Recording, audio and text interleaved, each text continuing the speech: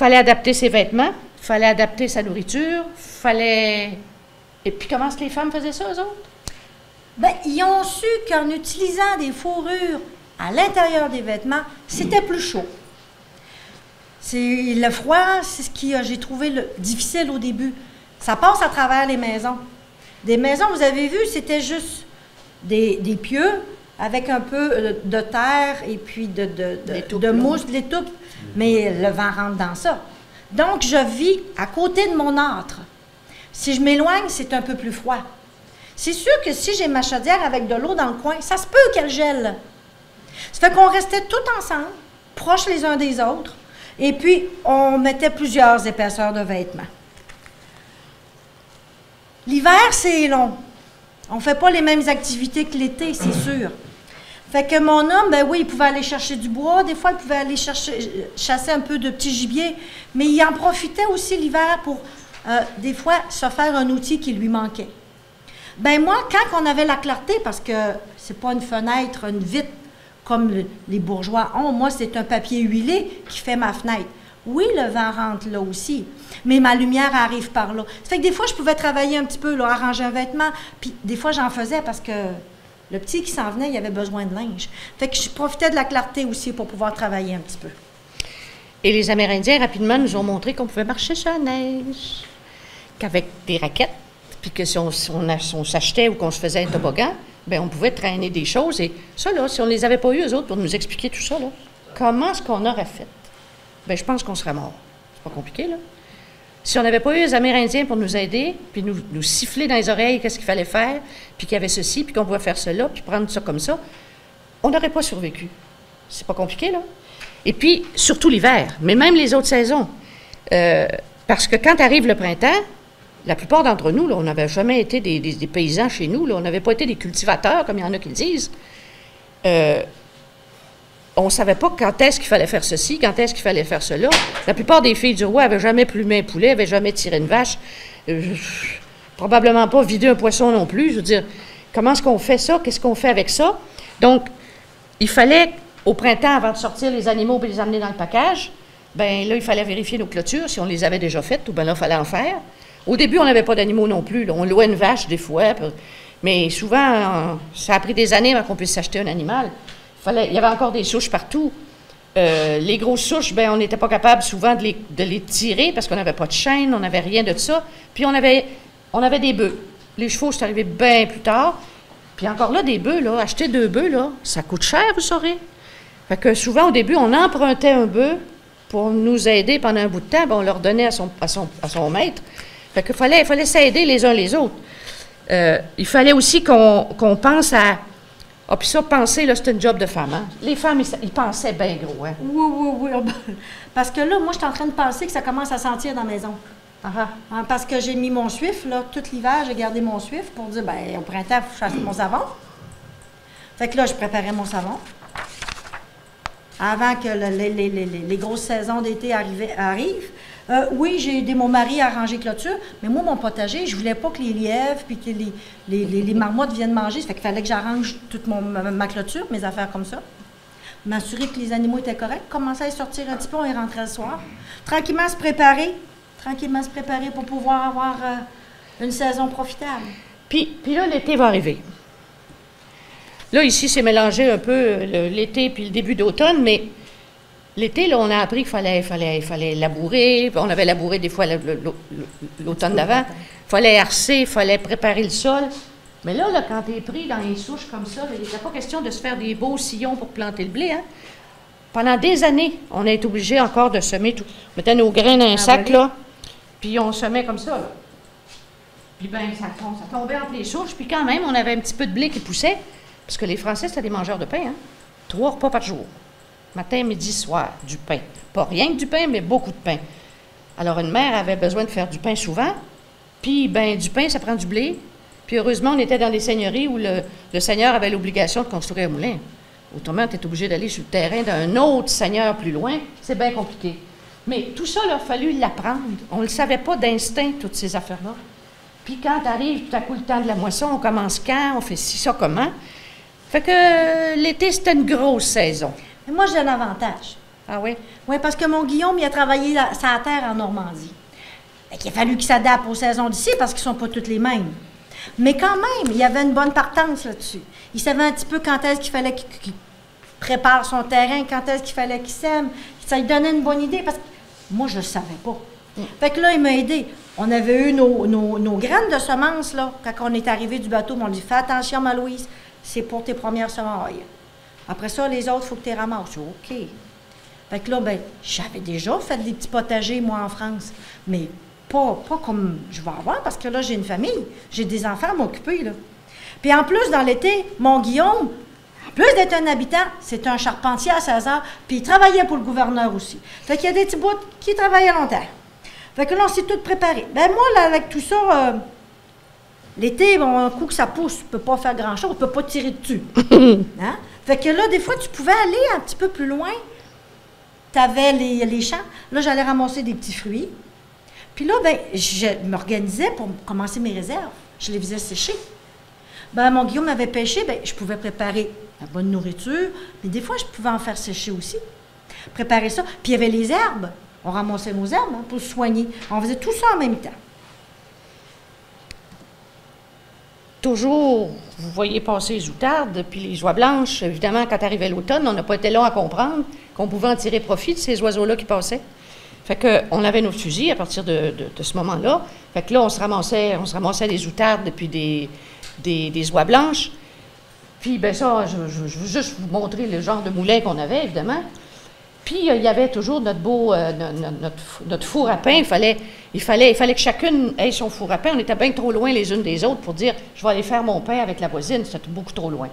Fait que, évidemment, toutes ces affaires-là, puis les autres affaires qu'il faut faire quand on va arriver l'automne tard, là, puis qu'on sent que les arbres ont changé, etc., bien là, on sait qu'il va falloir commencer à renchausser. Vous faites ça encore, vous autres, si vous avez des maisons un peu éloignées, là? Bon, chez nous, quand je vivais dans mes cantons de l'Est de ma nativité, là, on renchaussait la maison à tous les automnes. Bien, ça a commencé comme ça. Ça a commencé dans ce temps-là, puis on l'a toujours fait jusqu'à temps qu'on ait peut-être des maisons en pierre bien solides. Bien, au début de l'automne, moi, je ramassais de la bonne paille, puis je refaisais mes paillasses.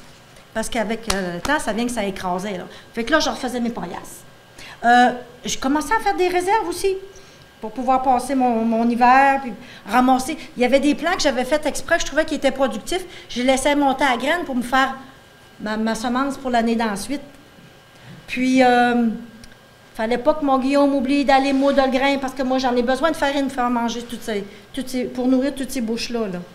Puis, plus qu'on s'approchait de l'hiver, mais là, je me disais, faut pas oublier, les animaux, là, on commençait à les préparer, là, pour rentrer en dedans, préparer le foin, puis tout ça pour eux autres aussi. Puis, ben, c'est sûr, hein, qu'à un moment donné, il faut bien manger puis faire boucherie. Ah ben oui. Oh, faire boucherie, puis faire du boudin, hein? Oui. Après ça, il faut apprendre à faire du boudin. Moi, là, j'avais jamais fait ça. Hey, faire du boudin, c'est quelque chose quand même. Ah, du bon boudin. Oh, du bon boudin. Là, à force, vous l'écoutez, là, puis elle parle toujours de penser, prévoir, préparer. Elle est toujours dans ces affaires-là, mais c'est vrai que c'était dans le rôle des femmes de s'occuper de tout ça. Alors, vous voyez son potager, là? Regardez.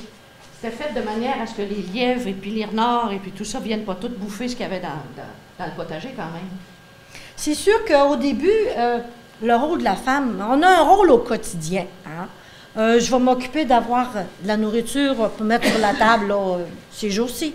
Je vais m'occuper des animaux. Ben oui, il y a des vaches, mais il y a aussi des petites poules. Puis il y a ma truie. Ah, ça, là, elle, je l'aime bien parce que elle coûte pas cher à manger, à faire manger, puis elle me rapporte bien gros rendu à ben, que je fais boucherie, là, au début de décembre. Elle est rentable. Elle est rentable, elle. Puis, quand j'ai du temps, bien, c'est sûr que je vais venir aider mon homme. Surtout quand les enfants sont très petits. Bien, après ça, à un moment donné, les plus vieux vont pouvoir venir aider. Fait que ça c'est un avantage. Bien, mon rôle en tant que femme, c'est encore plus que ça. Parce que dans la maison, j'ai beaucoup d'affaires. Vous savez, moi, je veux que ma famille soit bien. Pour être bien, il ne faut pas que tu aies froid. Fait que j'ai toujours un feu dans mon âtre. Toujours. Fait que je m'arrange pour que les vêtements soient bien confortables. L'été, ça va peut-être être un petit peu plus mince. Puis l'hiver, ben mes jupes, ben là, ça va être de la laine, puis ça va être doublé de fourrure. On va s'arranger pour qu'il soit bien, ce monde-là. Puis en plus, ben, je m'arrange pour qu'il y ait de la nourriture. Mais pas juste de la nourriture pour la semaine prochaine, mais il faut que je me rende jusqu'à l'été prochain. Fait que là, il faut que je me fasse des réserves. Puis il faut que je m'occupe de mon monde pour qu'il soit tout en santé. Fait que j'ai ramassé mes petites herbes. J'ai ramassé ma gomme de sapin. Quelqu'un a mal à la gorge. Fait que j'ai tout ramassé ça. Je suis la personne qui va être la plus prévoyante dans la maison. Parce qu'il faut que je prévoie pour l'année prochaine. Si je n'ai pas ramassé mes graines lorsque mes plants étaient prêts, bien, je n'ai pas rien pour semer l'année d'ensuite. Faut pas que j'oublie de dire à mon Guillaume d'aller faire moudre du grain, parce que je n'aurai pas de farine. Faut que je m'arrange pour le petit qui s'en vient, qui ait du linge. C'est toutes ces petites affaires-là qui, au fil du quotidien, vont me demander toujours. C'est pour ça que la dernière image, on la voit, mais on ne la voit pas si bien que ça. C'est parce que, en plus de préparer pour que tout le monde soit bien, ben moi, je suis venue ici en Nouvelle-France pour me marier puis avoir des enfants. Fait qu'il y a des petits bouts, j'ai une petite bédaine, des petits bouts, j'ai une grosse bédaine, des petits bouts, j'ai plus de bédaine, des petits bouts, j'en reviens de bédaine, des pas de bédaine, mais l'autre qui pousse. C'est tous ces gens-là à gérer, puis lui donner un petit peu d'amour à travers tout ça. Bref, on a fini par l'apprivoiser, le pays. On a réussi, tant bien que mal. Des fois, ça nous a pris plusieurs années, mais on a passé au travers. Les Premières Nations, ils nous ont appris plusieurs choses. On en a parlé tantôt. Ils nous ont appris à s'apprivoiser à ce pays-là. Moi, l'hiver, ça neige, là, c'était beaucoup en France. Mais ici, c'est pas la même chose, loin de là. Ça fait que j'ai appris à me déplacer. On va utiliser les voies d'eau, parce qu'on est toujours à côté des voies d'eau. Il n'y a pas de chemin. Le chemin, c'est la voie d'eau. J'apprends à utiliser le canot. Je vais apprendre à marcher avec des raquettes. Je vais avoir un porte-bébé, un petit canac qui est sur mon dos pour traîner les enfants. Je vais avoir la luge, la toboggan pour pouvoir traîner des choses. C'est toutes des choses que les Amérindiens nous ont portées. Les hommes vont faire du portage. C'est toutes des choses qu'ils vont apprendre. Ils nous ont aidés aussi au point de vue de la nourriture pour... Bien, l'anguille, je ne connaissais pas bien ça, moi. Bien, mon homme, là, moi, c'était déjà tout organisé. Mon homme, des fois, il allait aider pour faire les fascines, pour pouvoir ramasser. Comment faire des bons pièges, ils vont nous aider. Ils nous ont appris aussi comment conserver la nourriture en faisant, j'ai ma maison, là, puis dans le petit coin où il est le plus fret, là, je pouvais faire un petit trou, là, creuser, pour aller chercher en bas de la gelée. Puis là, je mettais du sapinage, puis je pouvais venir mettre mes légumes pour pouvoir les garder un petit peu plus longtemps. Ils nous ont aidés beaucoup, ces Amérindiens-là. Puis ce que j'ai trouvé de particulier avec eux autres, c'est leur relation qu'ils ont avec un envers les autres. Ils ont beaucoup de respect envers les autres. C'est des gens qui sont simples à vivre. Ils aiment la paix. Fait qu'ils ont un respect envers les autres. Ils vont laisser les gens parler. La relation qu'ils ont avec leurs enfants, c'est pas comme j'ai été élevée, moi. Les enfants sont libres, ils se promènent et ils apprennent beaucoup par l'expérience. Ils vont faire des essais. Oh oui, ils vont se faire des essais. Ils vont tomber puis ils vont recommencer. Ils vont s'ouvrir le genou, on va le soigner, puis ils vont continuer, puis ils vont savoir qu'il faut peu qu'ils le fassent. Ils nous ont appris beaucoup de choses, puis cette approche-là, elle est particulière et beaucoup de nous, les immigrants, on va utiliser de ces méthodes-là, puis on va apprendre des choses avec eux. C'était tellement vrai que pour beaucoup d'hommes aussi, ils enviaient les Amérindiens de pouvoir partir, de chasser, d'avoir une vie de liberté, alors que nos colons, nos Guillaume et compagnie, là, des fois, ils avaient bien envie de partir, eux autres et tout. Hein. C'était pas toujours rigolo de travailler sur la terre. Puis, il y avait dans leur tête que probablement que s'ils vivaient comme ces Indiens-là, ils seraient pas mal mieux. Mais évidemment, la vie serait tout à fait différente. Mais il y a beaucoup de nos maris, des hommes de cette époque-là, qui enviaient les Amérindiens d'être si libres. Puis, ils les admiraient. Ce qu'on a fait aussi, parce que les gens, on venait d'un peu partout en France, tout le monde n'avait pas tout à fait le même langage, même si plusieurs venaient d'autour de Paris où le français avait commencé à s'installer plus, il a fallu qu'on finisse par s'entendre qu'on allait parler une seule et même langue pour tout le monde. Eh bien, c'était le français. Parce que aussi, bon, évidemment, les curés, puis les monseigneurs, puis les soldats, puis tous ceux qui venaient de France, avec des tâches importantes, ils parlaient français. Mais ce qu'il faut se rappeler aussi, c'est que c'est pas d'aujourd'hui qu'on dit que le français, c'est notre langue maternelle, c'est les mères qui enseignent la langue. Hein. Le bébé, là, c'est nous autres qui apprend sa langue pendant qu'on lui donne à boire. On lui apprend sa langue quand on va le bercer la nuit, quand on va le remmailloter parce qu'il a eu peur, etc. C'est la mère qui, au fil des jours et de toutes les activités, va enseigner la langue aux enfants. La majorité des femmes de notre temps, de filles du roi, étaient francophones ou en tout cas comprenaient bien le français. Et c'est ça qui a été la clé pour faire en sorte que ça devienne la langue d'usage de tout le monde, très rapidement. Puis, bien, le français, les enfants, ils buvaient à la source, hein? Ils buvaient en buvant le lait de leur mère, puis en travaillant à la maison, puis après ça, avec le restant de la société. Ça a été le français qui s'est installé en moins d'une génération. Tout le monde parlait le français. Avec peut-être des petits mots un peu qui venaient de leur patois à eux autres. On regardera ça, quelques patois tantôt, si on a le temps. Puis, ils sont très vite aperçus, ça n'a pas pris bien des années pour qu'ils s'aperçoivent qu'il fallait se créer, il fallait se tisser un réseau de monde, même s'il n'était pas proche de nous. Parce que, autant les Indiens nous avaient aidés, il fallait s'entraider, puis il fallait aussi, à certains moments, on n'avait rien dans nos poches. Hein. De l'argent, là, on n'avait pas. Ça circulait bien peu, l'argent. Les marchands en avaient peut-être, mais nous, on n'avait pas. Alors, qu'est-ce qu'on fait quand on a besoin de louer un bœuf? Bien, on fait du troc. On fait un marché avec le monsieur, puis on dit, bien, si je vous fournissais du foin, peut-être, j'ai eu pas mal de foin cette année. Puis on faisait du troc, et ça a duré longtemps, ça. Il y en a encore qui font du troc, puis trouvent que c'est moderne de faire du troc. Pour s'aider, on faisait aussi des corvées. Ah ben oui, les corvées. Ben moi, j'ai vu ça même dans ma jeunesse, là, mais oui. Des corvées, ça se faisait tout le temps des fois aussi parce qu'on n'arrivait pas tout seul à faire quelque chose. Ben, on disait, je vais t'aider, là. Puis quand on aura fait ça chez vous, tu viendras chez nous, puis on va le faire chez nous. Alors, c'est tout ce réseau-là qui s'est mis en place et qui a fait que, au-delà de tout ce qu'on a pu apprendre des autres, on a appris entre nous à s'entraider, à parler la même langue. Et il y a des chercheurs qui ont trouvé que dès la première génération, quand il arrivait d'autres Français de France après, les gens disaient, non, mais l'as-tu vu? Il ne comprend rien. Puis, as-tu vu comment il parle? Puis, il s'était déjà comme distancé de la France. Il avait le sentiment d'être déjà devenu un peuple différent, profondément adapté à son milieu. Il s'était adapté, puis il jetait un œil un peu bizarre sur les Français qui arrivaient et qui pensaient qu'ils savaient tout. Eux autres, ils avaient compris qu'ils ne savaient pas tout. Puis qu'on avait eu énormément à apprendre des autres. On s'en est des Canadiens. Vous dites quoi, vous, là? Il n'y a pas de grande différence. Mettons, ce qu'on veut vous dire à la fin, évidemment, on n'a pas laissé un leg en argent remplir un coffre. Hein, c'est un clin d'œil qu'on a voulu faire là.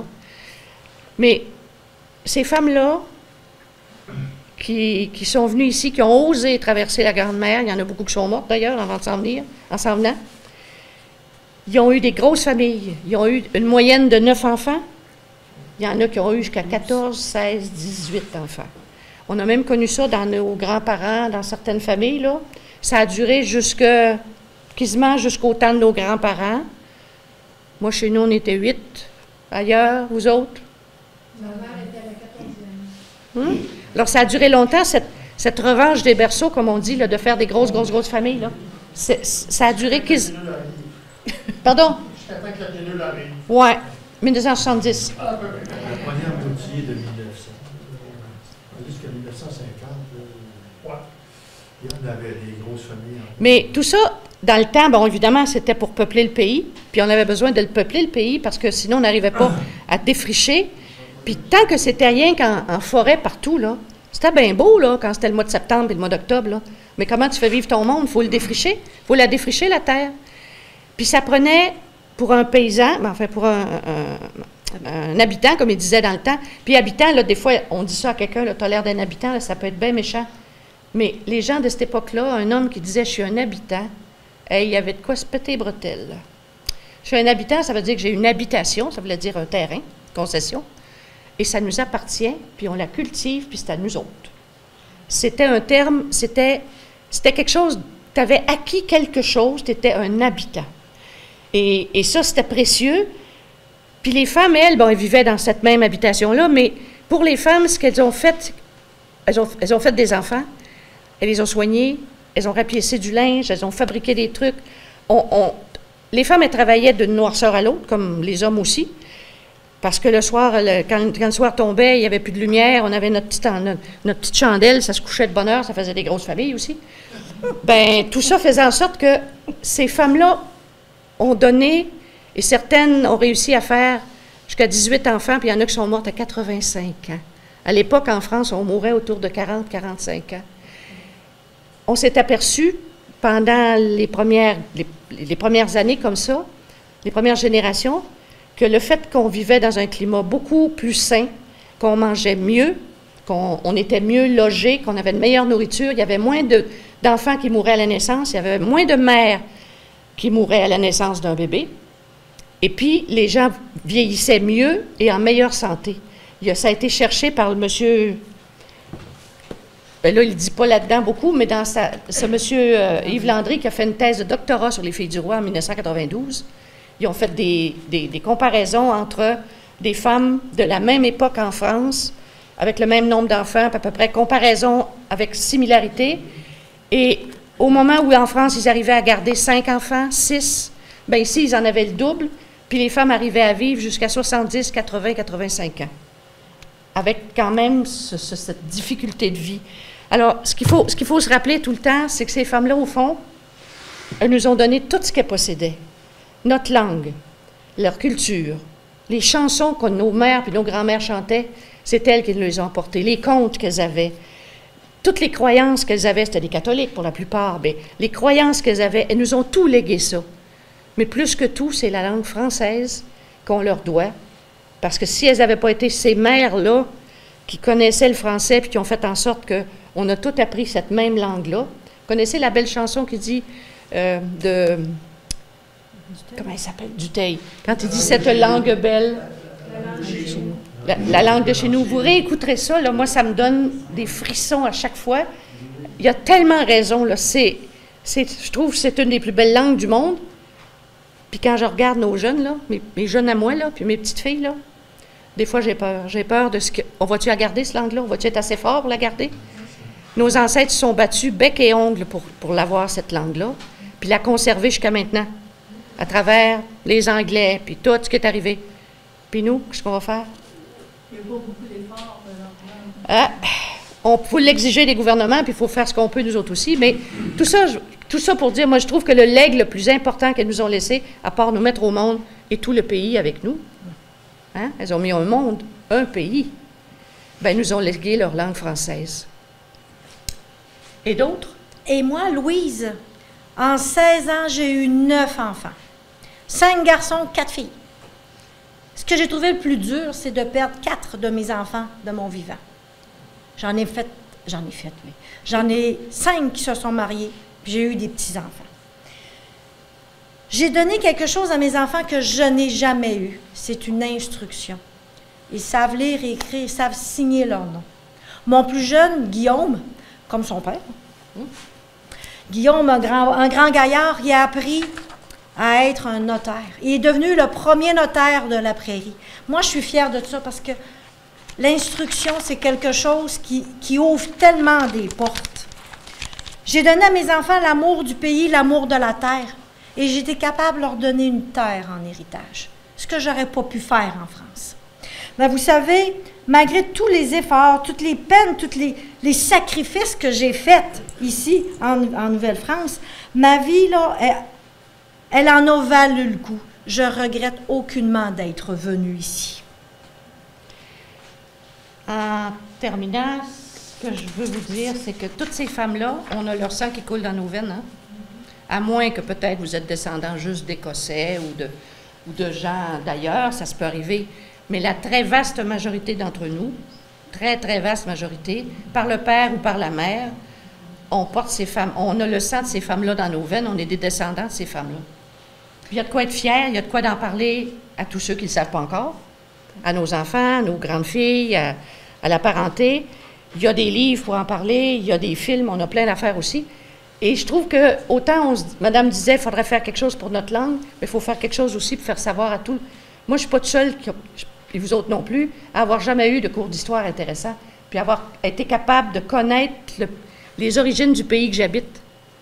La plupart du temps, on n'a jamais rien su ou on a su des bribes, des petits morceaux. On est capable maintenant, en tout cas, c'est un des objectifs qu'on poursuit, nous autres, en parlant de ces femmes-là. On se dit, ils font toutes partie de nos familles. On ne les connaît pas. On n'avait aucune idée de ce qu'elles ont fait, d'où est-ce qu'elles venaient, pourquoi elles sont venues. On est capable, à partir du moment où on le sait, puis on a des instruments pour le faire, on est capable d'en parler, puis de faire en sorte que ça change. On serait peut-être un peu plus fiers d'être des Québécois puis des Québécoises si on savait d'où ce qu'on vient. Pensez-vous? Je vais vous faire un petit résumé. Les filles à marier. Elles s'engagent et elles traversent en tant que filles à marier. Elles deviennent les filles du roi. Avec leur cœur et leur âme, elles s'incarnent en mère de la nation. Et puis, On a une petite phrase. il y a une belle petite phrase qui vient d'un livre de Anne Hébert, dont vous avez certainement entendu parler, qu'elle a écrit, entre autres, ça s'appelait Le Premier Jardin, et elle parle beaucoup des filles du roi là-dedans. Et cette phrase-là, c'est comme si elle l'avait faite pour nous autres en particulier. Il faudrait les nommer toutes à haute voix, par leur nom, face au fleuve d'où elles sont sorties au XVIIe siècle, pour nous mettre au monde et tout le pays avec nous. Je pense qu'elle savait qu'on allait venir comme société d'histoire, puis qu'on allait parler des filles du roi. Elles ont fait ça pour nous autres. Mais au fond, c'est vrai, elles ont créé la Nouvelle-France. Il y a eu d'autres femmes avant, il y a eu d'autres femmes après qui sont venues, d'autres hommes aussi. Le gros boom. Mais c'est parce qu'elles, elles sont venues en si grand nombre, en si peu de temps, ça a sauvé la Nouvelle-France. Sinon, la Nouvelle-France s'en allait dans le mur, et ça n'aurait pas été très long que l'Angleterre aurait bouffé ce qui était le début de la Nouvelle-France. Puis nous autres, je suppose qu'on serait, on serait ailleurs. Oui, parce que les Anglais, tout ce qui est la côte Est était déjà très populeuse comparativement à la Nouvelle-France.